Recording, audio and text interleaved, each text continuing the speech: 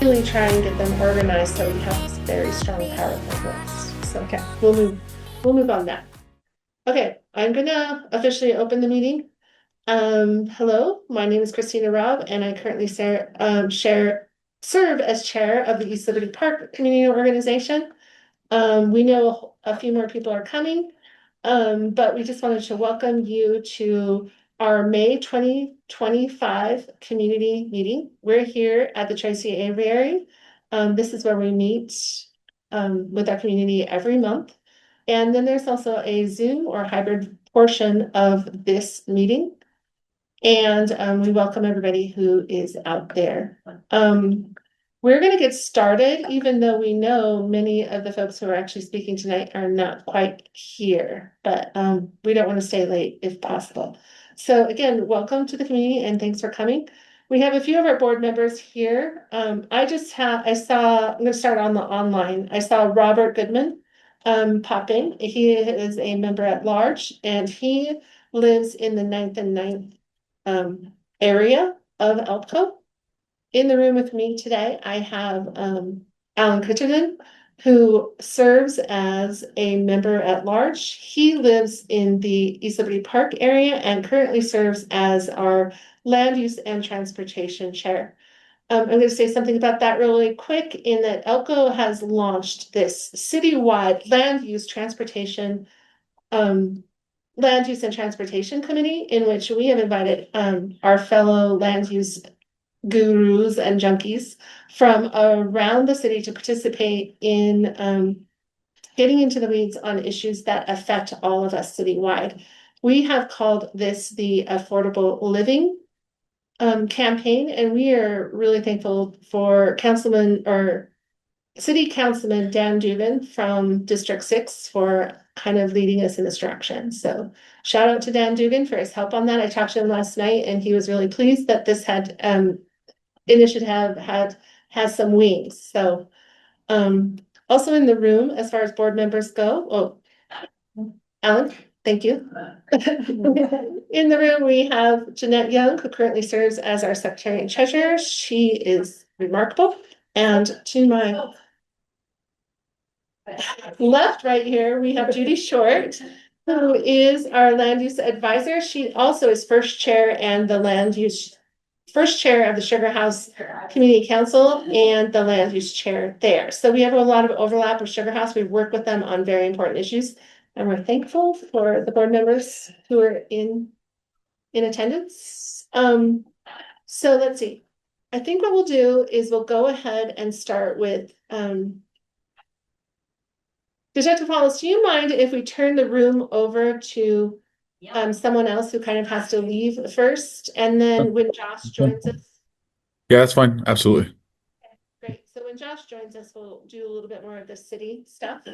All right. Well, I would like to welcome Helen Wade. She is the owner of The Stockist, which is a really amazing retail establishment and boutique inside of the 9th and 9th business district. And we are thrilled that Helen has led the businesses in our area to revamp the district, the 9th and 9th business district. And I'm just going to turn it over to Helen to sort of describe what she's been doing and how we can help. Okay, thank you. So I don't know what to say. So many moons ago, we did have the ninth business district with Tom from Great Harvest, Sheridan from Hip and Humble, Scott from Pago. It worked really well for a while. We all got really busy. It dissolved. And then Amanda Stewart from Mochi Kids reached out. And so we've been kind of working and bouncing ideas off. And we're trying to launch just kind of like a summer series for ninth and ninth. So every third Saturday, we're gonna do an event. So last Saturday was just like the sidewalk sale. Very easy to put together. Whoever wanted to participate. In June, we're going to have a pop-up crawl where we're going to match like local makers and vendors to each business that wants to participate and have like a ninth and ninth crawl of that. I've had success with pop-ups in my store with local vendors, so I think all in all, it just helps bring a lot of new people to the block. And July, we haven't figured it out. August is gonna be a back to school event with Essential Photos doing like portrait, like fun back to school photos. Oh, And great. we'll have some more events for that day. September Street festival. Street Festival. I was like, I know there's something that I didn't think about. I didn't have to do anything for that because it's already happened. I think we kind of did it every third Saturday, so it would land with the street festival. October is Halloween, which will not be on a third Saturday. It'll just land on Halloween, trick or treating on the block, and then holidays hits and we're all too insane to think of anything else. So we're trying to bring back the business district, but not so strict or kind of just take it step by step, take it easy so we're not overwhelmed. It would be great to eventually start seeing some, I don't say beautification of the block, but like banners. You know, like I drive down 7th East and there's so many great banners for Tracy Aviary. Why doesn't the whole the ninth block or whatever have that? Some cleanup, etc. I noticed yesterday some guys cleaning out the weeds in those. Well, that's good. I Yeah. didn't look. I was there today. So a couple things, right? Yeah. One, we really appreciate this new approach because I feel like that a lot of things don't survive, as Yeah. you say, because of the intensification. People just don't have time to give this intense time. So I attended their meeting. It was really great. People were really positive and down to earth. So realistic was the Very realistic Yeah. goals, like keep it very light and just step by step. right. How do you notify people?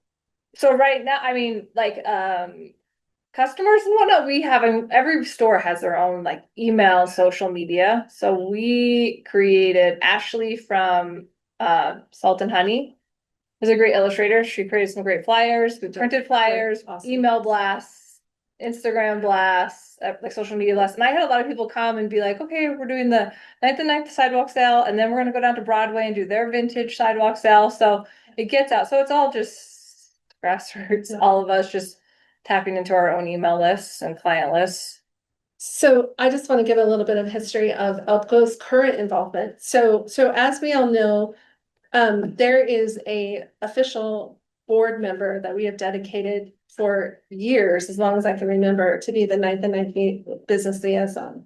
But as we've discussed, lots of folks that enter that position or that role don't really get involved because one, it's difficult time commitment, and frankly, residents are just never going to care as much about the businesses as the businesses care about their businesses. So Helen, I went to Helen and described what we would like to do for the businesses, but we need to make it a more streamlined process. So Helen with this group of businesses kind of kickstarted that idea. So Helen, I just want to let you know that we'll just continue to follow through with your contact. And what I'm talking about right now is they have assigned us a specific contact. So we don't have to email this whole huge list of folks that maybe will come back with all different ideas. They'll already be organized and they'll tell us what they want and need from us moving forward. So as far as beautification goes, you don't know this, but we have been working with the city really closely to try and get the needs of our neighborhood met Mhm. when there's a huge need all over the city. So Okay. we've been continuing to be prioritize. We want to be part of the priorities. And we've had some success as of late. Thank you, Public Lands, and all the folks that helped us. So that's been great. And we've described this to our community that there is definitely power in numbers. So the better they can organize themselves and communicate with us about needs.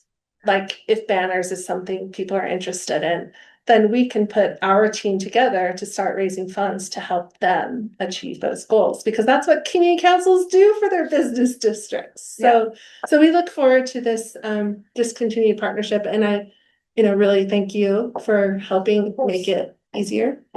Does anybody online, I'm gonna let a few more people in. Does anybody online or in the room have any questions for Helen before we let her get back to her night?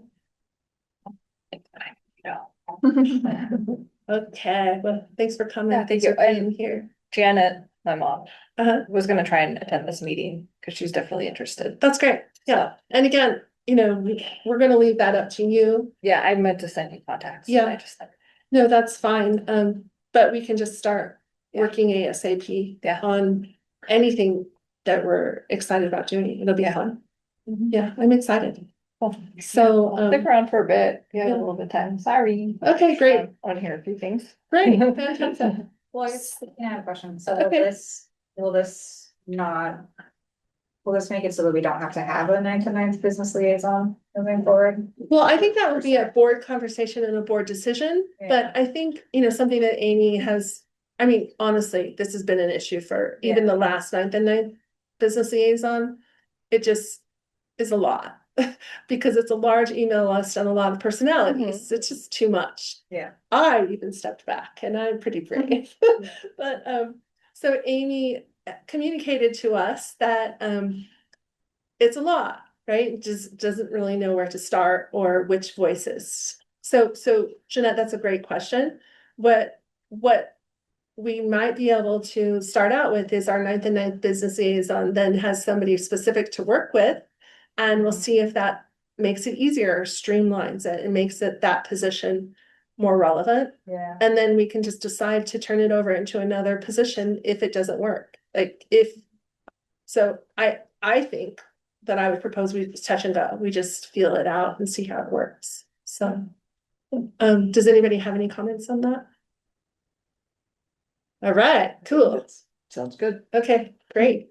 All right, so on the Zoom now, I would like to introduce our District 5 community liaison with the Salt Lake City Police Department, Detective Sam Follows. Welcome, Detective Follows. Thank you. Appreciate that. Uh, so for those that don't know me, I'm Sam. I'm the community liaison detective for districts 5, 6, and 7 in the city. So y'all fall in District 5, of course. So I'm going to go over a couple things tonight, and then if anybody has any questions on their minds or anything that I can maybe follow up on, neighborhood wise, just let me know, and I'll take those questions at the end. So I wanted to talk a little bit about the statistics real quick for the neighborhood. I just wanted to look at some of the trends and talk just a couple of those real quick. Everything I talk about tonight, well, for the most part, everything I'm going to talk about tonight can be found on the SLCPD website. And so the crime stats that I'm going to refer to are all found on there. It's a free service. It's the most accurate you're going to get compared to like some of the other online crime watch websites that are out there. And I'll explain why here in a second. But anyway, so when we're looking at the crime statistics for the month of April for ELPCO, we saw a slight increase. We had 19 crimes reported compared to 14 last year, the same month. And then some of the trends that I've seen as I'm looking at them right now, so the residential burglaries has gone up quite significantly. They're not huge numbers, but they're up. So from the year to date prior, 2024, we had 2 at this same time. This year we've had 7. So again, these aren't like ginormous numbers, but it's a trend that I'm looking at going, hey, let's talk about this. So, did you want to say something, Christina? Yeah, is there any way that you can throw up the crime stats? Just go to the website and make sure that everybody in the room can kind of look at that. Why, go ahead and keep talking. We're gonna put it up on Perfect. our meeting. Awesome. Thank you. Just y'all know how to get there quick and easy. Yeah, Jeanette's done it before. Thank you. Let's see. So the burglaries are up. Again, not a huge number, but it's something to be aware of. Then this is residential burglaries, right? Not business burglaries. So, actually, our business burglaries are half of what they were last year at the same time. So, but the residential burglaries are up. So what that means to me is that we need to be making sure that um, just that we try to do everything we can to not be a victim. So a lot of these crimes are crimes of opportunity. I know I've kind of talked about this before, and people probably heard me say this. They're kind of crimes of opportunity. If you just click on Community Council at the bottom there you go. And then East Liberty Park. Actually, go ahead and click the one that contains both East Liberty Park and Central City, or not Central City, but East Central. That just includes our overlay too. I think on this particular website, I don't think you can do that one. Okay. It's the other one you can, but this one you can't. Okay, great. Thanks. So, but this will still include all the crime types in East Liberty Park, Yeah, including the overlay. Um, so yeah, we can kind of see that I'm kind of looking at the year to date, which is the green there, or the yellowish green, I guess, in the background. So we can kind of see that the burglaries are up a little bit, residential burglaries. So just, make sure we're locking our doors at night. Make sure we're kind of, some of those can be considered like attached garages are also like considered a residential burglary. So just double check your garage, make sure you've closed it at night. I'm kind of crazy and super anal. I check it like 3 times before I go to bed because I don't know, just probably what I do for a living, but just make sure you check all of your, check your doors, check your garage, make sure it's closed. If you have a garage, try and put your cars in it at night. If you can't do that because you're using it for storage or whatever, just make sure your cars are locked up. Make sure you're taking everything out of there. And then the other two trends that I kind of saw were the vehicle burglaries, the larceny vehicle burglaries, and the larceny, just any other type of larceny, essentially. Again, they're not ginormous numbers. We're up 3 from last year on both of those. No, sorry, one's down, excuse me. No, we're up 2 for one and 3 for the other. So they're not ginormous numbers, but just things to kind of be aware of. These are kind of like just more of your petty thefts. People are, again, they're just kind of crimes of opportunity. People leave a bike out, you leave something out in the front yard or something like that, and someone just comes by and swipes it as an opportunity. So just do your best to do that. I was very pleased to see that we had 0 vehicle motor thefts in the month of April. So that's really good. Even though they're kind of up a little bit for the year, overall in April we had 0. So that's awesome. I always love to see that, especially because we're coming out of the cold months in April. We usually tend to see vehicle theft still. So that's a good thing to see. So Christina, if you want to go to the website. Again, sorry. Yeah, you have to turn it on. 1 second. Where is it? The volume? You have to turn down your mic. There you go. Oh, no, not yet. It's closed. Turn it off. Well, it is. It's got an X through it.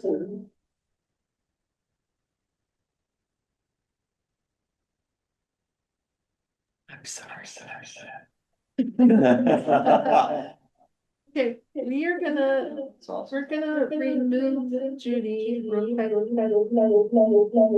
I thought I could get a better view to the slides. Maybe it's not worth it. It's just, I'm done. I'm gone. Yeah, okay, sorry to interrupt you. I didn't hear what you last asked. Detective Well, Fellows. I was going to say, let's go to that other, the crime dots. Okay, So under let me look real quick. Hold on. the map. Yeah, under the open data, if you just click on crime map. Can you see that, Jeanette? Okay, great. So we talked a little bit about this last time and talked a little bit about kind of how to like navigate it. What I wanted to talk about today, that me and Christine had discussed a little bit, was how these dots show up on the map and what these dots mean on the map. So, um, the crime map is what we're looking at right now is a really good resource to kind of get an idea of what's going on in your neighborhood. Again, it's kind of on a, you can look on the map, you can break it down by community council.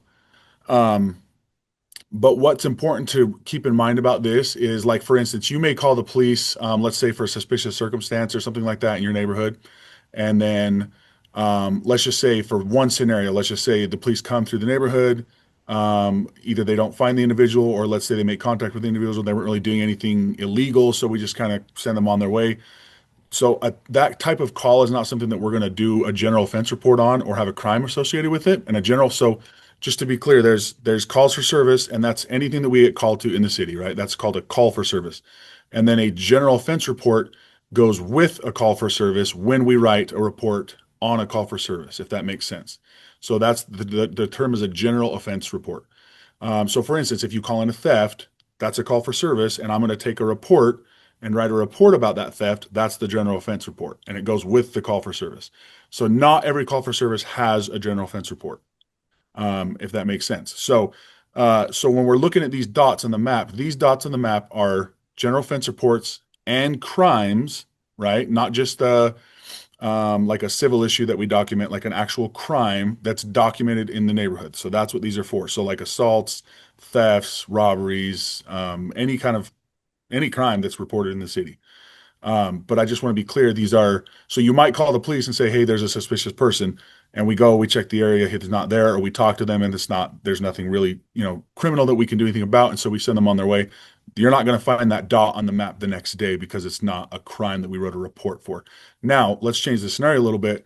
We find a suspicious individual, like I've talked about, a little bit joked about, right? They're walking down the street with a Sawzall at 3 o'clock in the morning, and we catch them cutting off a catalytic converter, and you called that in. Well, the next day there will be a dot on the map because we would have made an arrest. There would be a crime that was committed for theft of a catalytic converter, so that would be documented in a general offense report. And so then you would see the dot on the map the next. I'm not 100% sure if it updates, like how quickly it updates, but when it updates, you'll see that dot on the map for that incident that you called in. So just to clarify a little bit of what those dots mean, if you want to look at just calls for service in general, we do have that on our website as well. Under the same thing, it's pretty much the um, open data again. If you go to police calls for service, and we've talked about this before as well, that brings up all the calls for service for the last 48 hours. I believe, is that right, Christina? 48 hours? Yeah. Yes, and that is updated about 15 minutes after officers clear the area of the call, after officers clear the call from dispatch. So, if you Can kind we of want, just, that moment, that point right there is very important to highlight. And I don't mean to jump in on you, but this has been a frustration, for both myself and Detective Follows, in that we will all often get calls for ELPCO that is like, hey, this is happening and we can't see it on the calls for service.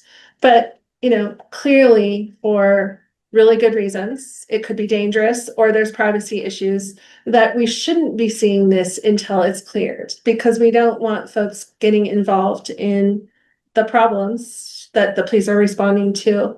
And last time we were emphasizing that there had been a lot of warrants being served that look pretty scary, and we just need people to stay in their homes and protect themselves. So thank you for working with me on that, Detective Follows. yeah, absolutely. So yeah, again, yeah, it's a call for service that's after it's been cleared. So to give you an idea of what that actually means, kind of in layman's terms, let's say we go on a call for a theft at your residence, right? And we show up and we're there for, let's say 45 minutes, or let's just say an hour to make it easy because I'm not good with math. So we show up at 10 a.m. and we take the call and we leave at 11.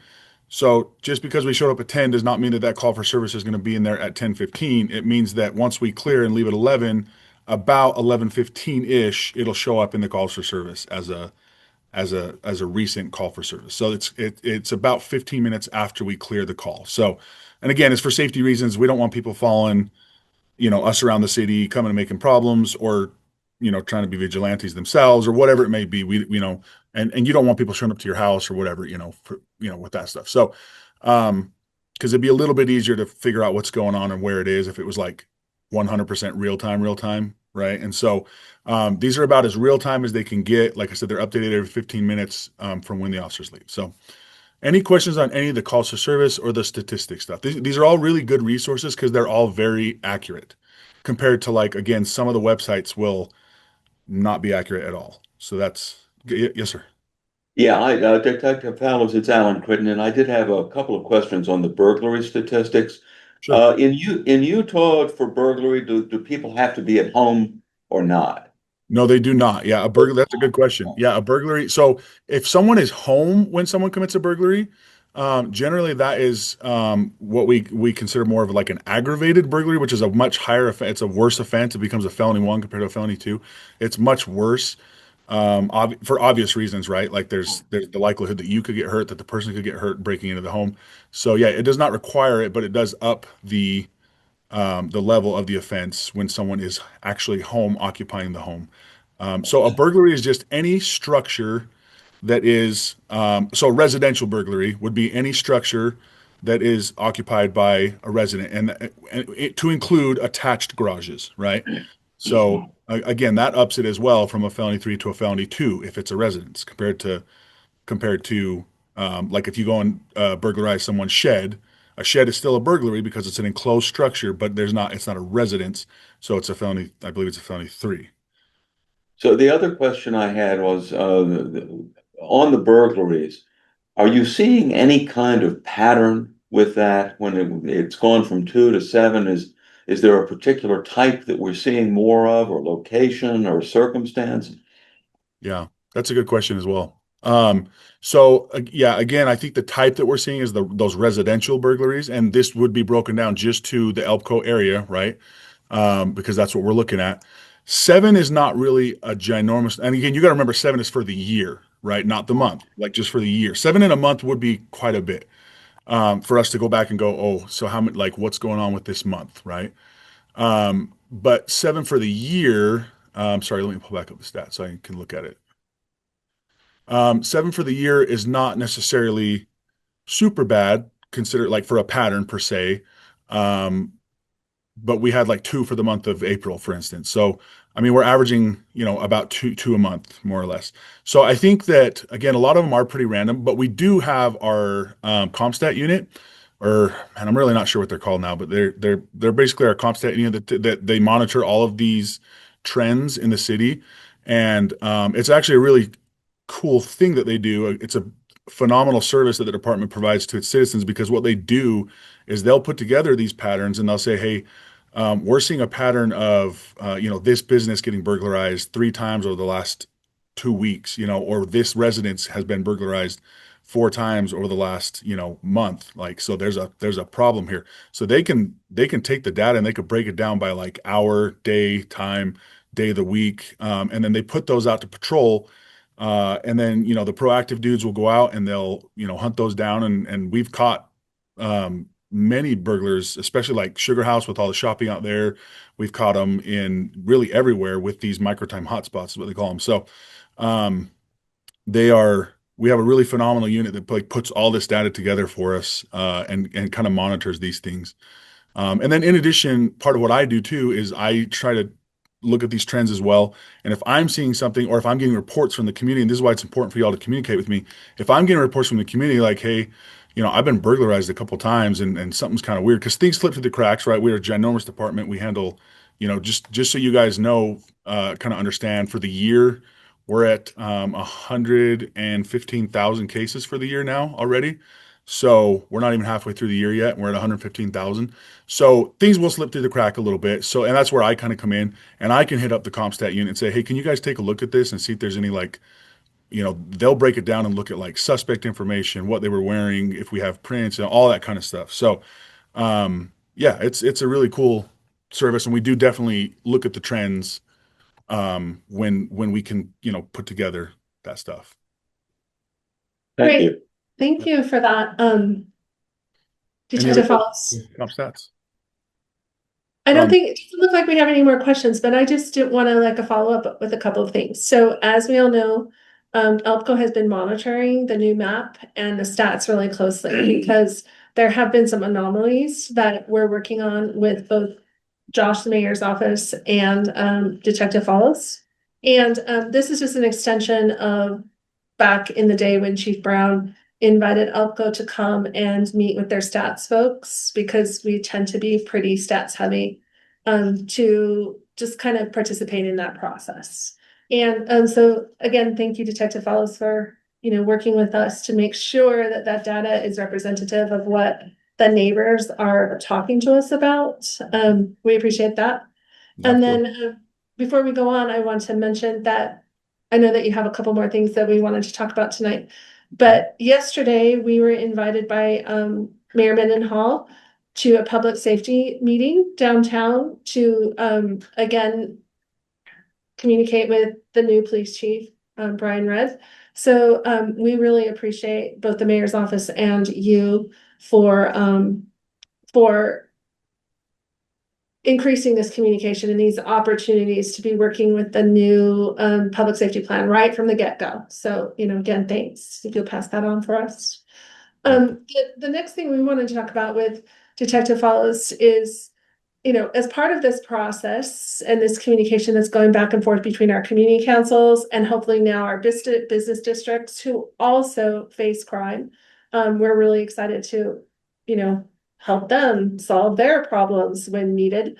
Um, part of that has been that we need to define and message better, and we've been sort of working with Detective Follows on that. And I'll tell you why it's been a concern to me is that there's often this messaging from the mayor's office or other folks who work in the public safety sphere that Detective Follows is magical and can solve all problems that comes across his desk.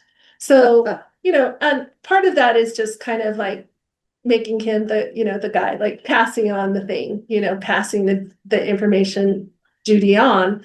But there's also just kind of a general misunderstanding about what actually is the role of this position. So we're going to give Detective Follows a chance to really communicate to us what are the parameters of his role. So Yeah, I go. appreciate that. I'm always happy to try and be the guy for sure. And y'all know if you've worked with me for a while, I will definitely do everything in my power to help in any way that I possibly can.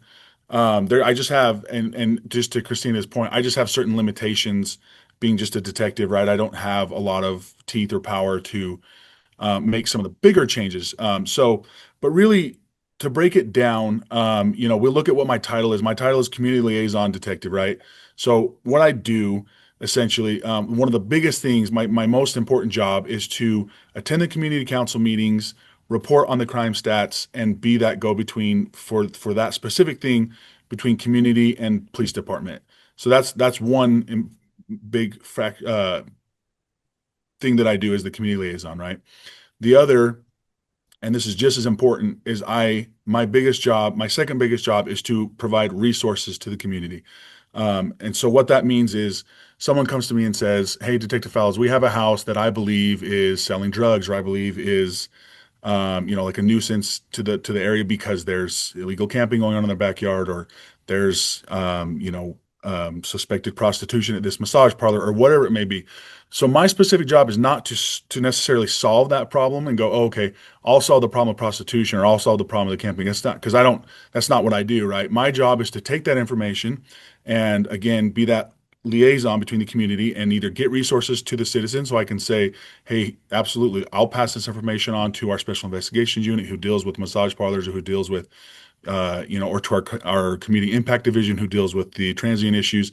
And here's a resource for you. This is an online tip portal where you can submit tips, videos, things like that about drug deals or prostitution or things like that. So really that's probably like the biggest part of my job is getting resources to the community. So I don't necessarily, I try to solve the problem, and I certainly do solve problems when it's like a nuisance house or something like that. I can work with other city partners to deal with those issues, and I have many times.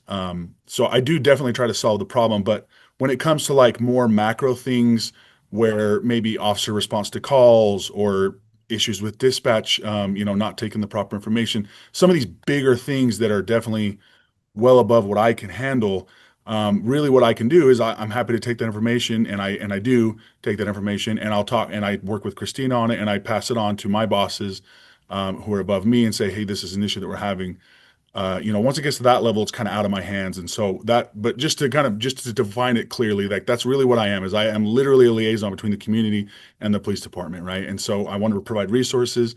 I want to report on the crime stats. I want to be if you're having an issue in the neighborhood that has to do with, crime or homelessness or any of those things, I want to be able to help guide you through that and get you to the right resources and get the information you give me to the right people, which is literally what I do all day. And that's really what my job is. So I do have a lot of contacts, and I've made a lot of good contacts to get things done. So I do try to be that guy for y'all when y'all need it, for sure. And I work very hard to do that. But not always is it something in my realm that I can necessarily deal with. And when it's not, then I'll take it to my bosses and say, hey, this is above what I can deal with. I need you all to deal with this. Here you go. And after that, I don't really know what happens to it. I just try to get the information to them. So hopefully Right. that's as clear as mud. Yeah, well, that's very helpful. Hold on before we have questions from the room or the Zoom. So the reason why this is really important for us to clarify to our community, and there's a lot of board members in the room to help with this, is that not all roles with the police department, especially these outreach roles, have, again, we're going to use the word teeth, right? So there is a lot of frustration when you contact a person like in this community role, and they just cannot solve the problem, especially not on the spot, especially when they're complex or they divide our community. So thus why our public safety committee works, we beat our heads against the wall along with detective follows in order to solve these bigger problems. And that's what way the process works. So we just wanted to be super clear about that we will engage in the tough issues, but we need to have some patience for the folks that are working on the more complex things. So Judy, go ahead and ask your questions. So we've noticed that the homeless camp seemed to be cleared out of Liberty Park Mhm. and some other places that I've seen, but they Yeah. seem to then find their way across the street to Herm Frank's. Yeah. I live on the 800 block of Harrison, and on my block, I haven't seen anybody, but one of my neighbors called and said, this is becoming a problem, and I told her to call you. Yeah. It's perfect. But is that true? Are they, do they have a place to go, or are they just pushed out to the neighborhoods? Yeah, that is a good question. And I think it's a little bit of both. So what we try to be resource driven first, right? We try to offer resources. I would say that the homeless population in the Liberty Park area, which includes like Herman Frank's, Harrison, those areas surrounding, especially those, like, y'all know those two little grassy areas that are kind of open city property on 7th East, right by Harrison and right by one block down, right? Right. Those are I've worked really hard on those just recently this last week. I'm hoping that you've seen some improvement from what the information I'm getting from my officers is that it has improved, but I hope that as residents you're feeling that or seeing that. Um, the problem is, and you're not wrong, they do get pushed, right? And so right now, if you go to Liberty Park, I haven't been there today, but from what I've talked to with our other officers and stuff, Liberty Park is looking fairly decent right now. Herman Franks is looking fairly decent. Like that area right there is okay. But if you go down to Fairmont Park right now, um, it's not great. So you're not wrong. They kind of get pushed, and we try to get them resources. And I think the idea behind this is we're just trying to stay on it and hold people accountable so that they will get resources. Because so many times in the past, it's just kind of been, hey, get your stuff, move on, and they're like, okay, whatever. There's no real like consequences for their actions. And really, the only way to get people resources is to hold people accountable, right? And now we have the Huntsman Center that's open, which is phenomenal. The Huntsman. I don't know the full name. I can't remember the full name of it, but essentially what it is, say it again. It's mental health. It's the Ken Gardner Center for Mental Health, and it's an uptake center. in South Salt Lake, so pretty Perfect. revolutionary. Yeah. So now we have this intake where we can take people who have been charged with a crime and take them to a place where they have to start getting help essentially. So we've got, again, it's just like another piece that we can start utilizing, but that just barely came online, I think, in the last couple months. Um, so yeah, it is we're to a point where it's like, if you want resources, we're going to give them for you, but if you don't, we're holding you accountable. That's it. Like, period. We're not going to allow camping in this city anymore. We're not going to allow people to, cause health hazards in people's front yards or in city parks or places where it's just not acceptable. Like, everybody has to be able to utilize it. And that includes people who are experiencing homelessness 100%, but it has to be done in a proper way where everybody can utilize it, right? Not creating health hazards, not having needles around, not having feces around, not getting in fights in front of children or walking around naked. We've all seen all these things at Liberty Park. It's not acceptable, plain and simple. And I think at this point, as a police department, our citizens, they've made it clear, like, we're not okay with this anymore, right? And so I think that's what we're trying to work on. It's a very, very complicated issue, right? We all know that. There are a lot of things in the works right now that are hopefully going to come online sooner than later. Um, one of the other hard things that we're dealing with right now too on this subject is that a lot of the winter beds just closed last month, right? April. And so now we do have less beds. So we're working on, like, okay, how do we solve this issue? Say it again. Oh, I'm looking at Josh on that. We can, Didn't they extend the? Some of So- them did, but like the I- men's resource center did not extend, right? And so Great. So Josh will cover that in detail when he talks to you. So that's going to be great. So have some overlap there. yeah, but essentially, yeah, that's a good question, Judy. But yeah, it's true. Like, they do get pushed around but again, we're trying to be resource driven, but at the same time, we're just going to hold people accountable. Great. Any more questions from the room before we move on? All right, Detective Follows, as always, Okay. thanks for being here. That was really Yeah. helpful information. Thank you for Have a having good me. week. Yeah, take care. Thank you. So we're kind of we changed our schedule around to kind of accommodate folks. Do you mind holding on real quick while we introduce Troy and this event that we're collaborating on? All right, well, in the room now we have Troy, who is a member of the Central City Neighborhood Council, Yes. as well. every single one's different. I don't know. Yeah, as well as a board member of Sweet Streets, and one of our events, Nine Line Up, is collaborating with Troy on a really cool project. So welcome. Tell us all about what we're doing this weekend. And I can pass this around. This is like my food copy, so don't mind the cut off portions. I didn't get to print out the other ones first. But this event essentially is trying to activate the Nine Line Trail. So I think this feeling's probably shared by most people, but there was excitement when the Nine Line was opening. But with most construction projects, they kind of open it. And then there's like holes in random blocks, or like there's just things missing, or it's November and it's when the 911 first opened, it was not the best time of year to try to send the push out there. And then I think it kind of just got a little bit like, it kind of missed that big opportunity and people got excited, but people still want to start it in the 911 trail. And people are using it, but we just haven't had that like big celebration, that big push. And I try to bring people just out there that haven't tried it yet. Try to bring friends and family, people that do use the trail. Just try to get passerbyers that's excited about it, who happen to be going on the trail this Saturday. So the event itself will have 7 different stations set up on the trail. So it goes all the way from Mountain Ninth all the way down to the Mountain Orchard, which is probably something that a lot of you might not even know exists. But it's all the way on like the west side in Pompos Grove.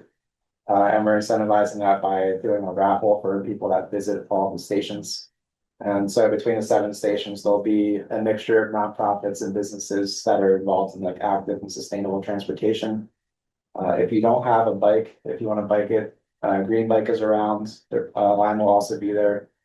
So we'll pretty much have like a shared mobility station at Liberty Park. So that'll be where Lime and Green Bike are. Lime is also offering free helmets if you don't have a helmet, or if you're bringing a friend or family who doesn't bike and does not have a helmet. You can go there first thing. I would get earlier if you're trying to get a free helmet just in case they run out. Yeah. I think they're pretty nice helmets. I've seen Spin, the other scooter company, also give out helmets and they're pretty nice. So I imagine they're competing for nice helmets. But that's kind of the gist of it. We've got a lot of great organizations working on it. Sweet Streets will be on the trail with SLC Transportation, so you can chat with them as well. And there's just a bunch of different other groups that at least in part work in active transportation, and you can chat with them, learn about what they're doing. But again, yeah, just try to enjoy it. The Rio Grande plan, people will be out there. Have you gotten any news coverage? We haven't yet, no. Because that might be a good thing. I talked to somebody yesterday who just on her own Yeah, went and she was bouncing.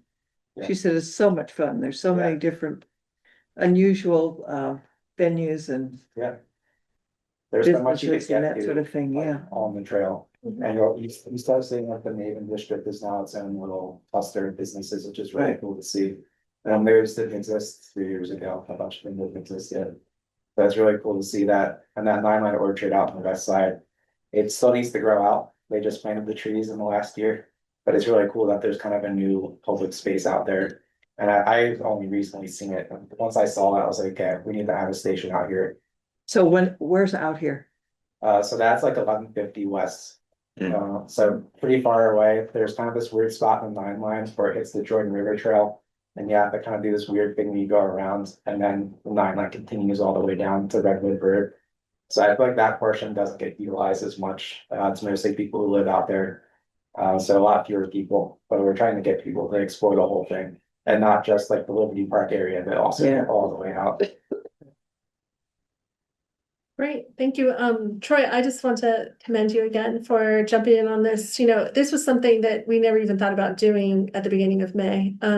But as we all have been aware at ELPCO again, because we had such a insane legislative season, the Senate Bill 195 threw a loop in a lot of the complete streets things that we've all been working on. And you just want to stress that, you know, the 9-line is really about complete streets. We love the trail, we love the bike riding, but we also have car traffic and pedestrians and things like that. So it's been a pleasure to work with Troy as an individual who is so conceptually aware of the need for all sorts of different users on streets. And then again, in a nod to our 9th and 9th business district reforming, we started the 9-line up as a celebration to sort of bring back attention to the businesses during holiday shopping, but it was never meant to just be a completely economic development. And we want to highlight all the amenities in our neighborhood notes.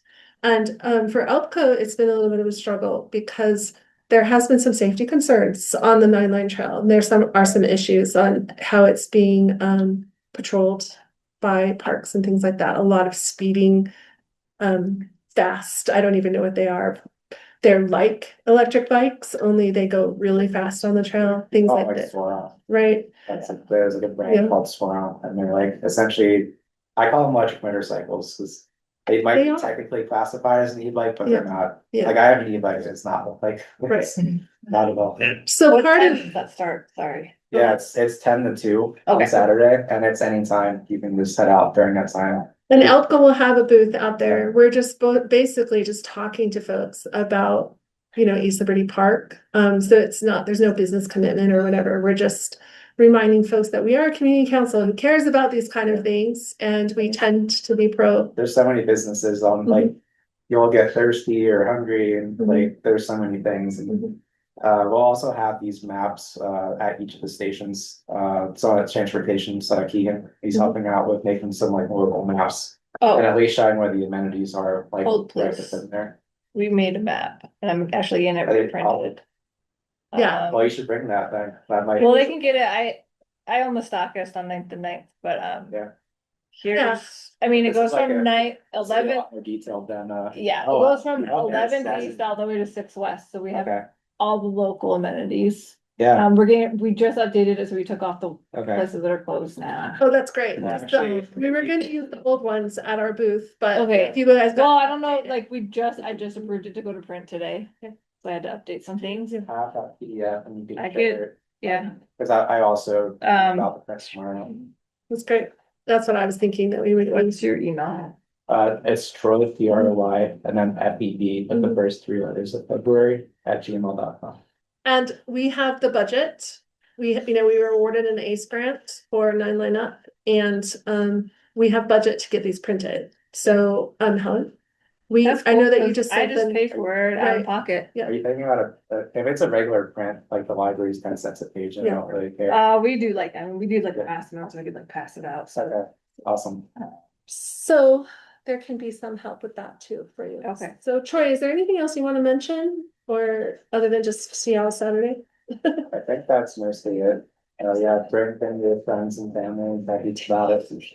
Now that I have your correct number, I Okay. will text you about just making sure that we get to be a part of Okay. helping pay for that or whatever needs to happen All right, for the community. Thanks for thank you. coming. Okay. Yeah, goodbye. So just to be clear again, I wanna make sure that everyone knows that this is a, a celebration of the entire 9 Line Trail, and we're really thankful to Helen and who hasn't just been advertising through this map. They just really redid this map. It has always been an entire 900 South business map. So we really appreciate the contributions of our community to celebrating 900 South, and, looking forward to working with you guys more. Yeah. Yeah, so, Curious what Keegan will print out. yeah, we'll see. So I'll have multiple maps Yeah. on Saturday. Yeah. Yeah, this one focuses mostly on the businesses. So I just don't think we have that element. So Yeah, it'll be a great thing. I'm glad they got it done. I didn't think they were gonna get it done in time. yeah. So, When it's finished, you could certainly email it around to all of us. oh, we will, Yeah. it's really a cute map too. I mean, we benefit from having some great designers in our neighborhood that, especially like Ashley and Helen, they really do a good job. Good. All right, I know that you wanted to be out of here really fast, so thanks, Troy, Yeah, for coming thank by. Thanks for having me. Yeah, It's good to. See you good to be Saturday. with you. I've met some people before this, but. You Saturday. I like the fact you always smile. Yeah. I mean, I'm glad to be around people who care about the community, so. All right, well, we're gonna move on in our meeting, and we are lucky to have Joshua Boyle from the mayor's office here in person tonight. So that's a big win. Welcome, Josh. I kind of glad to be here. Don't have too much to share. There's really the main things are the budget. And the budget is the mayor proposed is under the review of the city council, and there was a public hearing on May 20th this week, and then there's be another one coming up in a couple of weeks. So pay attention to the city council meetings, and that's kind of where the focus is right now. And looking through the budget. So if there's any questions about it, you can reach out to our office. You can reach out to the city council, and provide your input. Just to mention what was mentioned earlier about the homeless shelters, the city council extended the capacity, the increased capacity at the homeless resource centers through the summer to kind of keep them at the elevated levels that they were during the winter overflow levels during the summer to address the need during the hot months. So that's kind of what we referred to earlier. And then, of course, the state is working on a state homelessness campus, which they're reviewing the sites, and they haven't made an announcement on that yet. But that's going to be a state-run homeless resource center for the first time, and so that will make a big impact when that comes online. So, Andrew Johnston in our office is working at this every day. He is meeting with the state, meeting with the county, meeting with officials across the state to talk about resources and talk about, what needs to be done to increase resources, and the city's doing everything it can, making sure the city's doing everything it can to help that process. So reach out if you have any questions. We'd be happy to get Andrew on to a meeting here if you want to learn more about homelessness and the state of homelessness in the city. But yeah, other than that, I'm happy to take any other questions or any other topics of discussion we can talk. I had the feeling, I was there when Mayor Mendenhall told the city council what the budget was gonna be. Mhm. And I know they probably already had heard it, but they were saying it for the public meeting purpose. But I also got the sense that there isn't any wiggle room. I would like to see a lot more help for parks. Because they have so much land and they don't have enough people and they need more people. But I don't feel like there's any place to even ask for that because everything is buttoned down and tied with a knot. Yeah, so there's basically no increase in the amount of city full-time employees. There's only an increase of 3. And they do go to public services. They go to public services for a new clean city team, which is gonna focus on North Temple. Keeping and maintaining public trash cans on North Temple and in just keeping and beautifying and maintaining the corridor. And then so those resources, I think there's 2 or 3 FTEs total that increases across the whole city. So I, you know, maybe that's a great question, I guess, for our public lands director, Kim Shelley, who Christina was with yesterday when I had our meeting with the chief of police. She was there too, Yeah, but- she's coming to one of my meetings. and she came in a few months ago and the department director works with the mayor to say this is what we need for our department for the coming year, given the constraints of everything with revenue and the like. And so, I would be curious maybe to know her perspective and what she sees as maybe if she was able to have the staff that she would like in the parks department, how many more people would that be? And then, what would that take budget wise? And the mayor has said that, maybe we're gonna have to have a public or a property tax increase next year. Due to some of the those growing needs also, and just the natural sort of state of the way things. Yeah, the way progress. the population is growing and everybody's going into those tall apartments, nobody has any green space to hang out in. Yeah, the green. So they get more. They get more Use beat of up abuse. Yeah, faster. they get very used, they get heavily used, yes. Yeah, So I was really happy to hear from him yesterday. I mean, she's a snag. I mean, we got this really great. We stole her from the state. She has a really great background in environmental quality and things that, we're gonna want in that position. She did mention that we would be getting some underground trash cans Yeah. on the 9 line, 3 of them. And we're sort of waiting to hear more about the design of that and how it's going to work, because as you know, trash cans have been a major issue for us in the last few years. What do you mean by underground? We don't know, so we're really excited to hear more about the Well, I how they think- work. what I've understood is they're just these massive trash cans that go into the ground. So they look like a normal trash can, but they're really deep. And Oh, and so they just clean them out. Oh, and they're compacting, they're self-compacting. Oh. And So so they contain smells. it can contain really a huge amount, and so they have, whenever they empty it, they have to get a crane and like pull this huge like column of trash out of it from the ground. It looks like, so it's just really a cool way to Make keep it the waste keep and make it, nice. yeah, so like That's people great. can throw things away and it's not gonna fill up so fast. Big fan of that. So Christina doesn't have to empty any more trash Yay. cans at night and night. Yeah, so they're gonna go along the 9 line, Yeah. Jordan River So Trail, exciting. What's, then- what's the timeline on that again? Sorry. this summer, I'm not sure. Okay. Yeah. So Andrew has been a big proponent of this, and That's been it for a while. we are Oh. definitely going to be updating people on the trash cans. The Great. 9th and 9th Business District again has been really patient. We're not sure it's gonna be enough. I mean, 9 lines long, so we're really not sure how they're gonna be distributed. We will be But back it's a with more start. details, right? We will know more at some point. Yeah, I don't have any more info than that as far as like I wish I had a map of where they're all gonna go, but. Is there gonna maybe be like a project website or something at some point?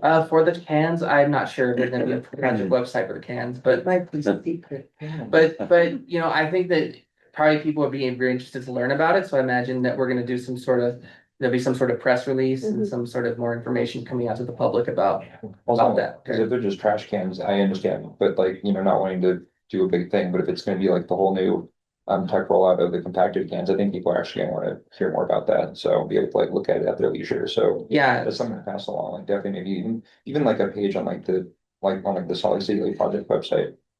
Yeah, that's a good idea. I can pass that along to you. I wonder if some of the businesses might wanna have one in front of their business and they Oh, will they'll pay pay for for it. it. Well, those are different. They're not gonna be individual business oriented. These are gonna be centrally located. And these are all city maintained. Right, city maintained. Right, but I did like businesses are gonna be like, well, I, Yeah. closer to us, you know, it's like. Yeah, there will be some of that, but luckily we don't have to participate. Yes. Luckily, right, That's what public that's what the lands- city is. Yeah. Right. Yeah, and they have, I think, there's like 30 initially that they're putting across the city, and so, Oh, 30's good. I thought you said 3. Well, three on the. well, three, Oh.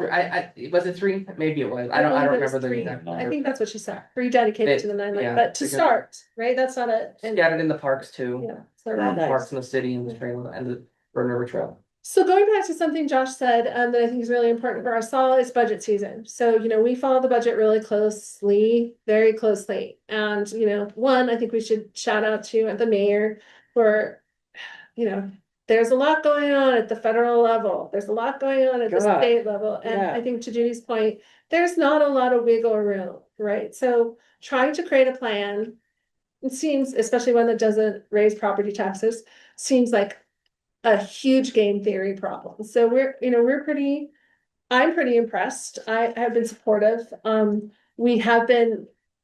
We've been really happy about the public services and the more money given to this clean team situation.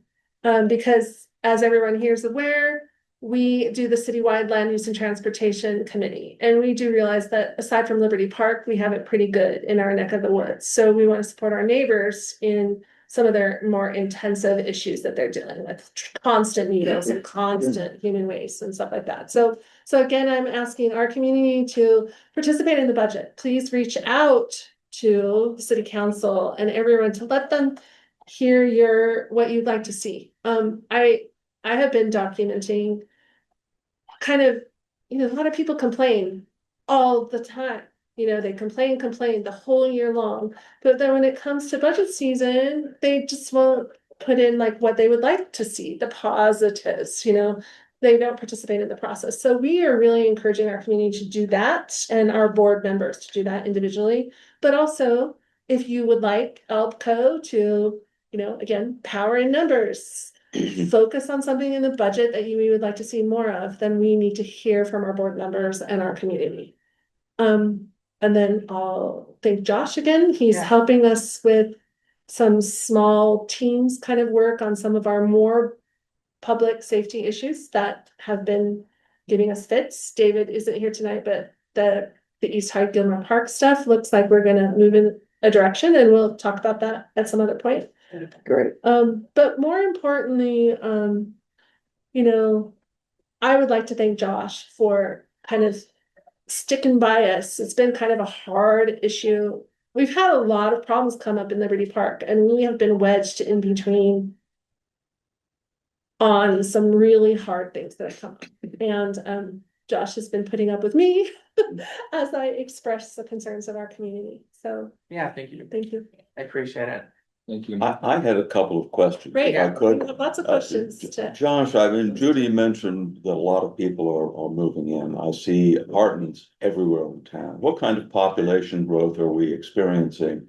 And what is that doing for revenues? It's a great question. I don't actually have the answer to that question because but the Gardner Institute recently just had a big report about the state of the economy in the city and kind of where the growth is right now. So I'd encourage you to go back to the city council meeting from last week, I believe, the city council work session. It was this month for sure. It was, I don't know if it was last week or the week before, but Natalie Gochner from the Gardner Institute was there, and She's always good. she was great. And so I think that's right up your alley of what you're asking Okay. about. It was a great. And she might have it on the website too. I can take a look there. So all that information, I'm sure, is right there. On her website, not. Oh, okay. But I suggest that you do On the Ken listen to the Gardner recording website? of the Oh, city council meeting, the work session, because it was great and So really Tuesday, a week targeted. ago. It was Tuesday a week ago, right? What was that, the 4th? Yeah. 14th? I don't know.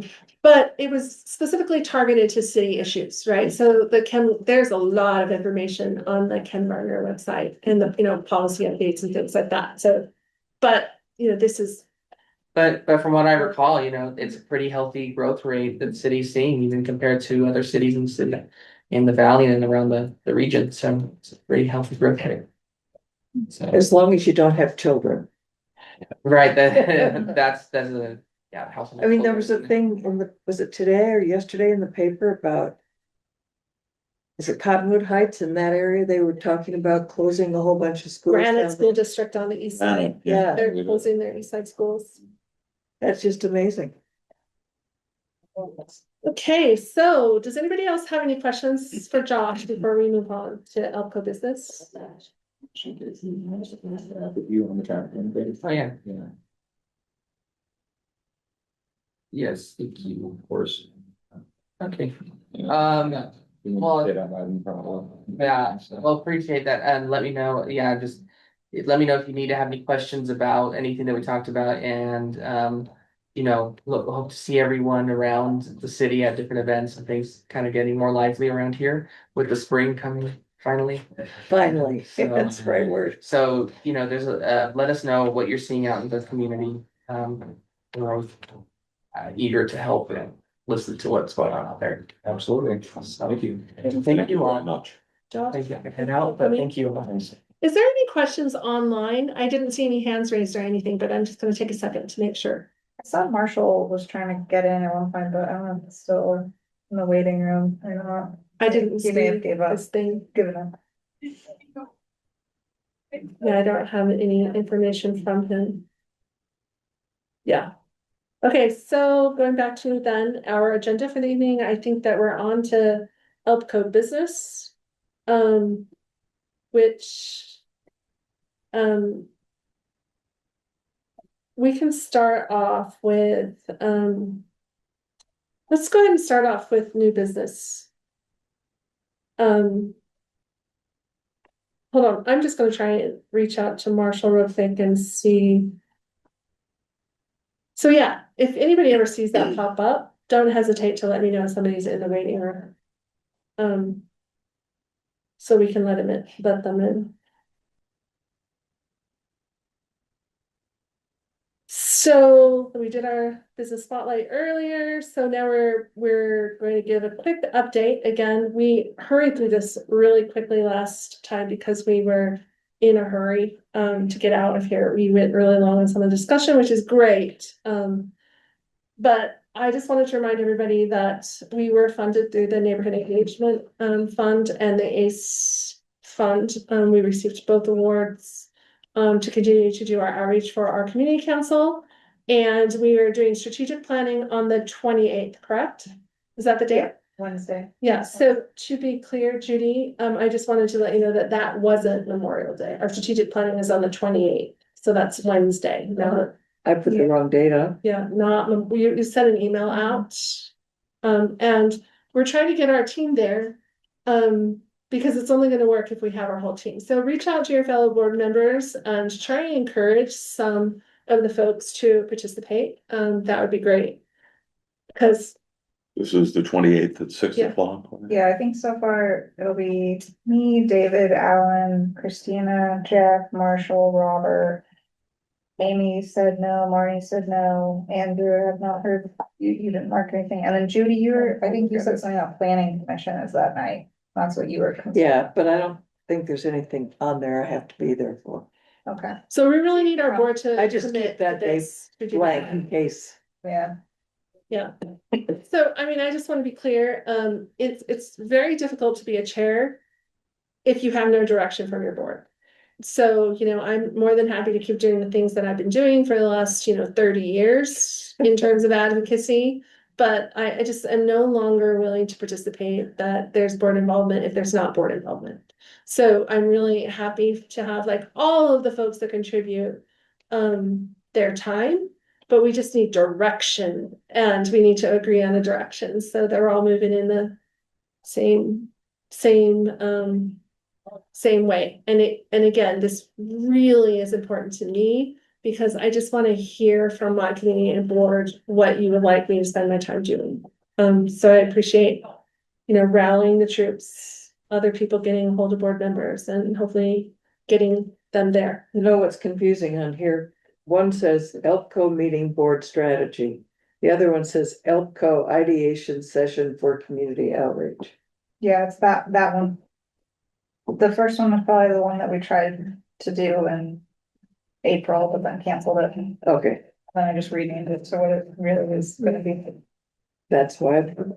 So I really want to point out and give a lot of gratitude to Jeanette for, we're working to clean up a lot of things behind the scenes. We're working hard to make our community council more presentable, changing some branding to make it less confusing. Jeanette's 100% in, but she's also in charge of this strategizing this session. So thank you for working so hard on all of this stuff. And if you do have further questions, go ahead and just send them all over to. And it's earlier, it's at 6. Yeah, we're gonna move it up earlier, cause I feel like if we start later, cause it's like it's meant to be like a brainstorming session, Yeah. so. For me, I don't know about everyone else, but my brain stops working at this time. At Yeah, 8. I'm with you on that. So I would love to move it up earlier. I call it the brown chair time. Yeah, oh yeah, or the velvet couch time, Right. but I would love for us all to have food, so I wanna like get food. So I think Alan approved for budget on food, but I think we need like one more person. Okay, so just by show of hands, people online, Robert, Jeff, we're gonna need you to participate. Can we okay a proportion of a budget about how much you want to spend? I don't know if there's gonna be 7. Andrew, you're gonna be there? Let me double check. I apologize for not getting back to you until now, but I will probably be there, yeah. Okay, so we'll have 8 or 9 people there. I'm a big fan of doing it earlier too. If you guys want to try and do Yeah. that, so for sure. So what, So, $100 back? well, I don't know, I would say probably more like 200, you think? So we'll probably need $200. and I Okay, don't so know. Gourmet food? Yeah. This is pizza. Is it- All in favor of contributing funding to our strategy session, if you just show raise of hands. We'll see. Okay, unanimous in the room. Robert, you still there? Jeff, you with us?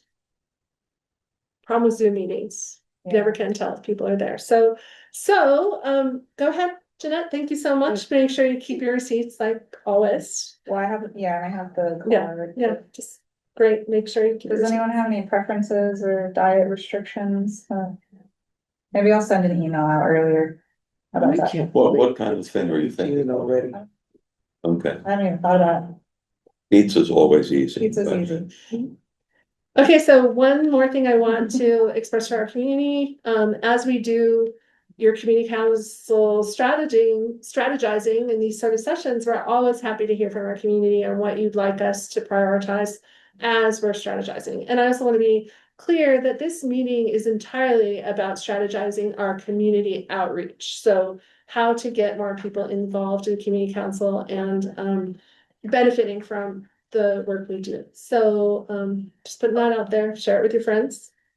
Okay, I'm gonna move on from that. So we're gonna go to the review of the community council meeting engagement. I know a couple people did attend community councils, but they're not here now, so we're gonna skip over that.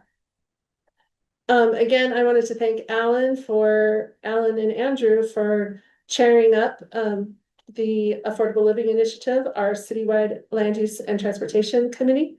There are just a couple, we could spend hours on updates, but we're gonna be really clear that the commercial and mixed use zoning district consolidation did go up for public hearing before the city council.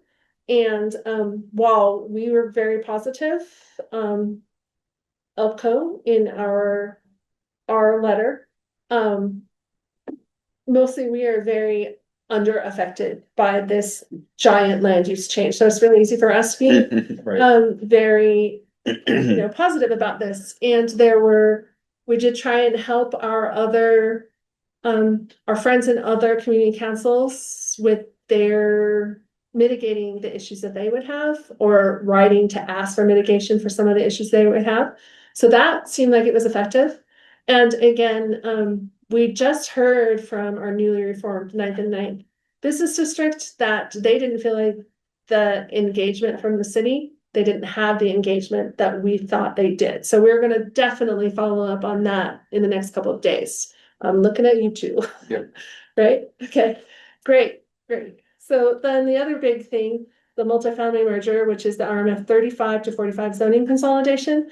Again, we don't have that RMF 35 here in East Liberty Park, so it's really easy for us to, take a back seat on this. But, we do appreciate the city. There's been a lot of going back and forth between communities who are highly affected. Sugar House, Judy has been all over this, but some of our peers. Yeah, we don't actually have that many properties, Mhm, but we're very supportive of the avenues in East Central, mhm. Central Community Council, because they've got all those wonderful old buildings that were built with, 2 foot, 3 foot setback. My house has 30 inches on one side. I could just see a 45-foot building. And depending on if it's that close, the fire code says you don't put any windows on that wall. Wouldn't that be cool? 45 feet of brick?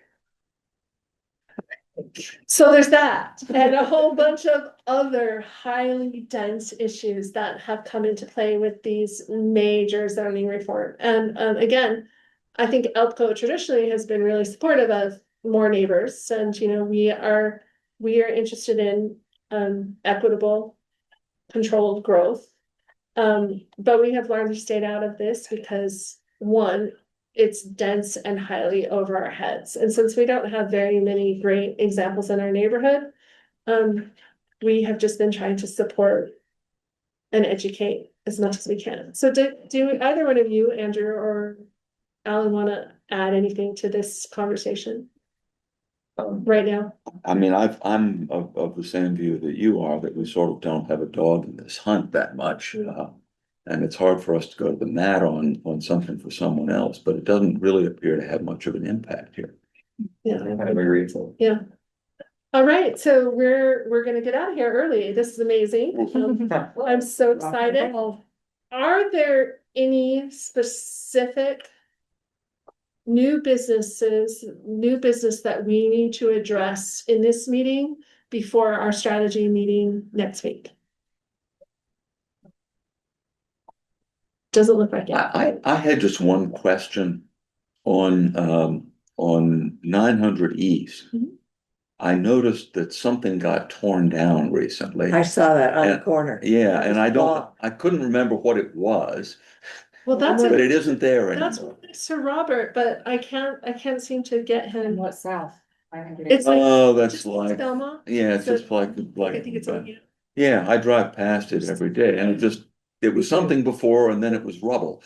I think it was Most a of- house, and then behind it, there's another empty, so, and then behind that, so I'm going from 9th East, right? There was that.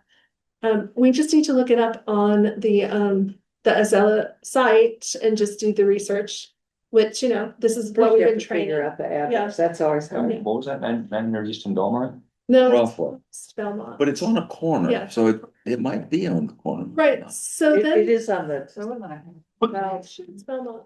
south. I think it's a little far, I think it's maybe Yale or something, but, No, it's not that far. No, I think it's Belmont. so we have. Okay, maybe. We have noticed that the property directly adjacent to it to the east has also been vacant, right? And that happened sometime back. But then the property directly to the east of that has been converted to multi-unit. So So maybe. we really just kind of need to do a deep dive on that, and we'll let that up to our transportation or our. I can take a look at that.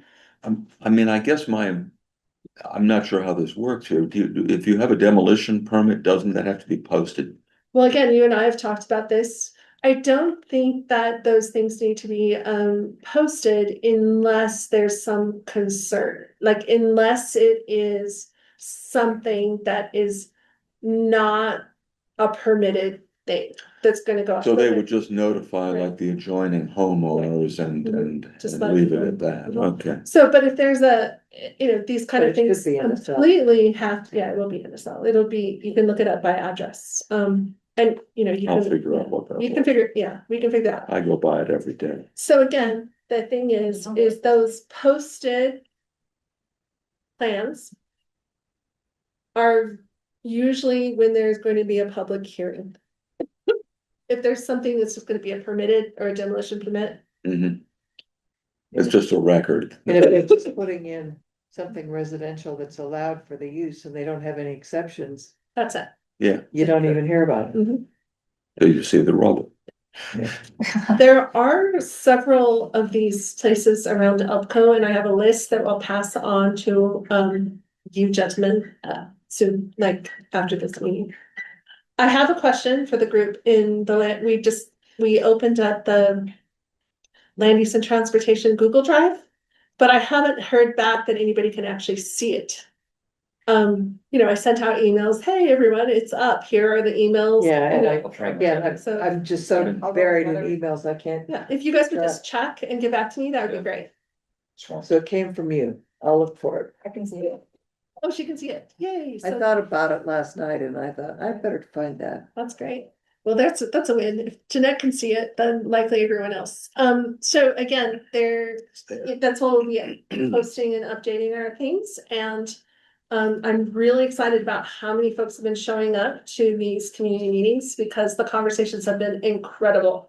And then I've heard from a lot of folks about reposting the minute meetings to folks who could not come. Were very excited. Those in-depth minute meetings with links and things like that have been really helpful, especially to a lot of the newer city council folks citywide who are just kind of overwhelmed by land use and zoning and things like that, as we all were at one. So, Well, and I thought the links in the agenda have been very helpful too. Yeah. okay, good. And we'll keep doing that. I really am enjoying being your secretary on this because it helps me get work. So I appreciate you letting me do that sort of behind the scenes, not, and again, to be clear, I don't want to be talking at these meetings, right? This is definitely something that you guys can guide on as much as you want. Alan, I know that I caught you off guard with that deep dive into the variance and appeals. Mhm. But honestly, your deep dive helped us be very clear that maybe the wording was wrong, but we did understand it. Like it is Yeah. really a wording issue. And- Well, and it's in the statute too. It's, so I think, and I did a deeper dive after that, and I think the way it's written, Uh-huh. it does apply to variances in the first It instance. absolutely does. 100%. But it would also apply on appeals as Yes. well, on a slightly different process.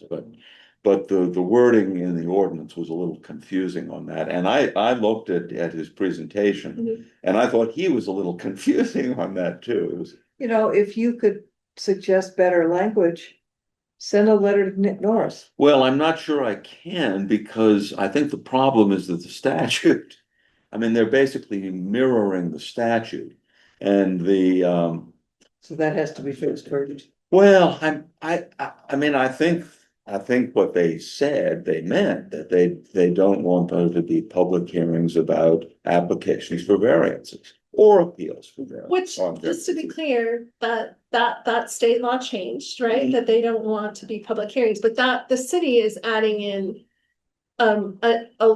going from a 24-hour noticing for public meetings. They're doing public meetings. Right.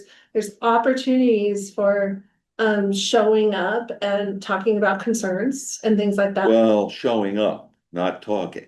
Okay, but that's what I was gonna say, not Yeah. talking about concerns at the meeting, because we don't you can ever send talk at written public report. meetings, You right? can send written Right. things in before. That's absolutely true. Or after, or you can call Well, you. the after doesn't help because the evidence is closed by what's before. Yeah.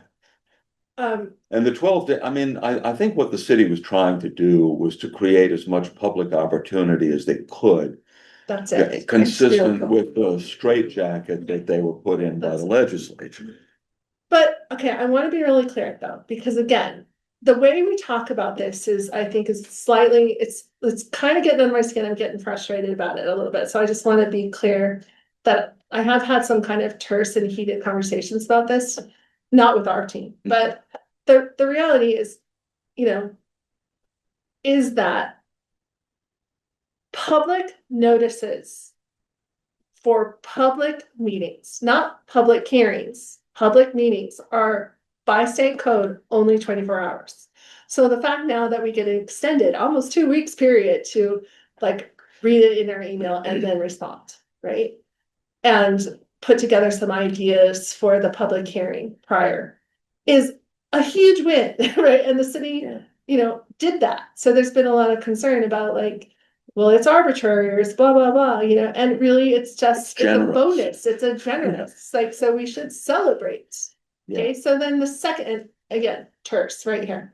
And this is going on the public record, so everyone gets to see me terse. But the second thing I want to express is that because the variance code is so clear, that's why, as we talked about in our meeting, not every developer is asking for a variance every single day because they could, right? Because you can't ask for a variance unless you meet like these 5 really clear stringent requirements, which, you know, basically gets, you know, 90% of the folks off the Get the ship, riprap out right? of the house. So then those 10%, which is a number I'm making up to be clear, when they apply for a variance, it's not something that traditionally has garnered a lot of public interest, because if they meet that requirement, it must be okay. It's similar to the conditional use. You know, if you're within the parameters, the planning commission must okay it. Okay. They must okay it, and our only job is to mitigate as much of the bad before.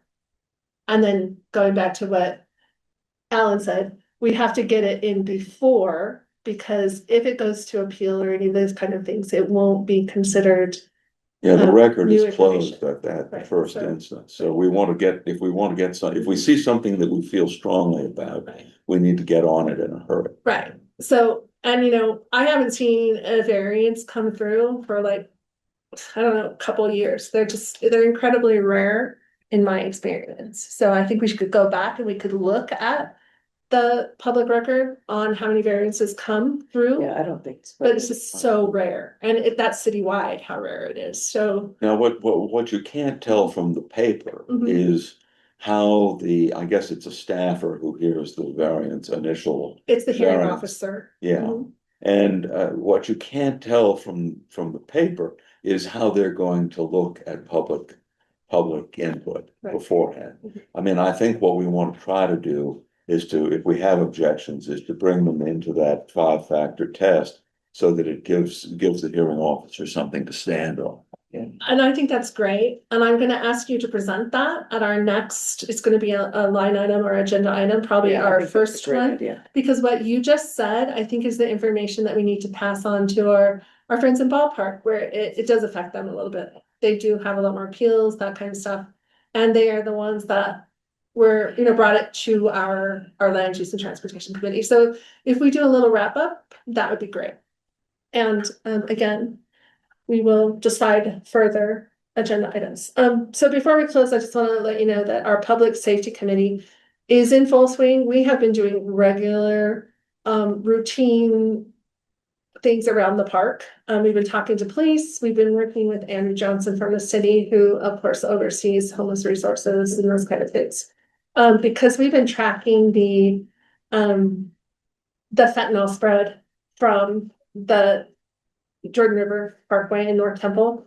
As they shut down that and push folks out into the community, we've been watching and monitoring the park to make sure that we're not seeing like a lot of hand in hand or person to person drug sales, or a lot of signs of fentanyl use, which, you know, is pretty obvious. So we were pretty impressed, and, you know, we're pretty excited, and we're really excited that both Chief Red and Andrew Johnson and our counterparts in Far Park are including us in these conversations. So we're all working on it together, and it's pretty unprecedented. So I will. I like the new guy and I haven't met him, Yeah, he's great. I but you mean, can tell there's a difference in the city. definitely a difference, and having the states, I don't know. It's hard to tell what's Well, happening, but I like Chief Brown, but he was always like, I know it. You don't know it, I know it. You know, he just sort of. Not open to new Yeah. ideas. We just didn't get anywhere ever. So Right. like there was no problem solving. So, I mean, thus we're gonna adjourn this meeting. So I'm officially adjourning the meeting of ELPCO's 2025 May community meeting on a positive note of We like the wow, new chief. cool public safety stuff. Thanks everybody for coming. Jeff and Robert, we don't really actually think you're there, so. Jeff put a comment. Oh, you did? He approved the food. Oh, you did? Oh, I yay. didn't see it for a second, but He's got his priorities Yeah. straight. Well, we miss your faces because we both know how busy y'all are, and we thank you for joining us through the Zoom. And I look forward to seeing you soon. Good night.